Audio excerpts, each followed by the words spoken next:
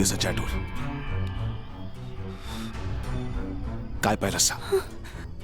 नाही, मी काही नाही पाहिलंय. खोटं बोलू नकोस.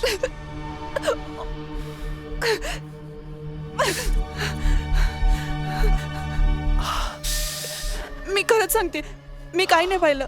आम्ही ना पोहत होतो. तुझ्या आणि तुझ्या मैत्रिणीमध्ये काय झालं ना, त्यातलं मी काहीच नाही पाहिलं. खरंच, आईची शपथ, बाबाची शपथ घेऊ का?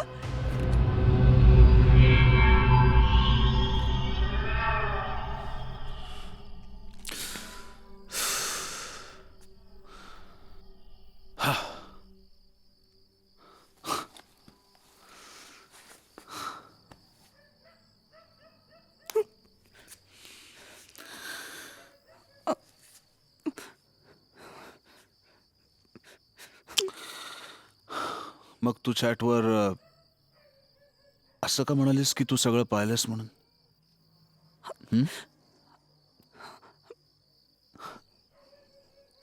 आणि तुला माझं नाव कसं कळलं?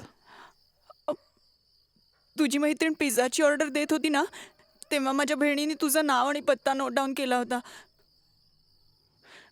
मी तुला खोटं बोलले की मी सगळं पाहिलं म्हणून.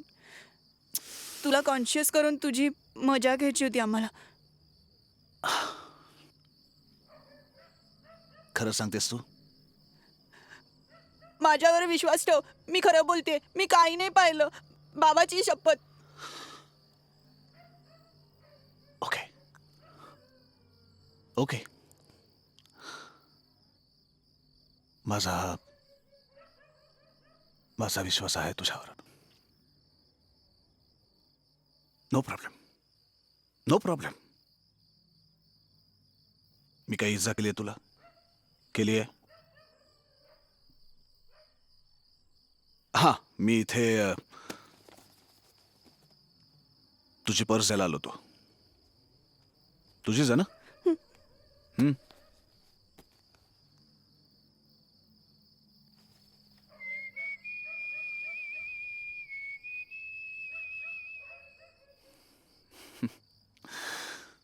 थँक्स.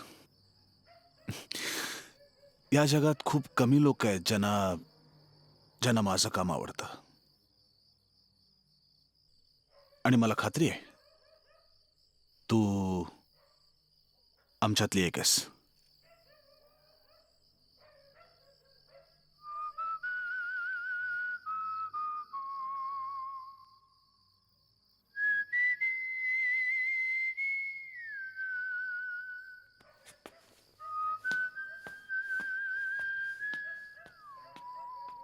तीन खुनांसाठी हवा असलेल्या ह्या खुन्याचे नाव लोकेश साटम असं असून सध्या तो अभिजित देशपांडे या नावाने वावरत आहे.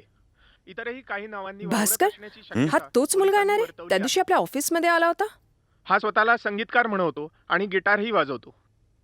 आपल्या बोलण्याने आणि हुशारीने समोरच्यावर तो सहज छाप पाडू शकतो. तो मनोरुग्ण असण्याची सुद्धा शक्यता आहे.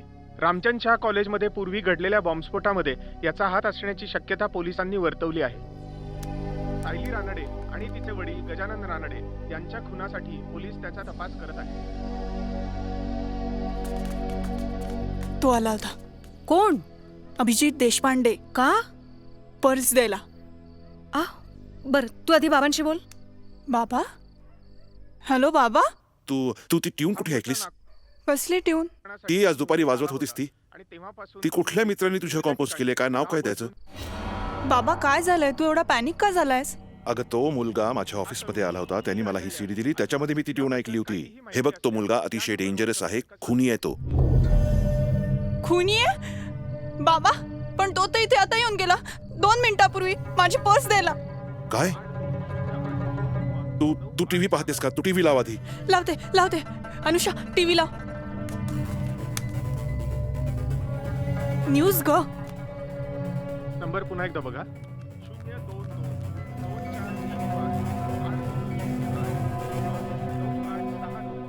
Hello, police?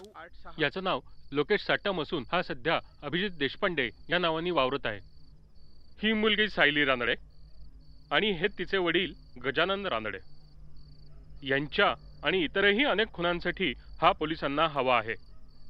हा अत्यंत धोकादायक खुनी असून हा तरुण मनोरुग्ण असण्याची शक्यता पोलिसांनी वर्तवली आहे.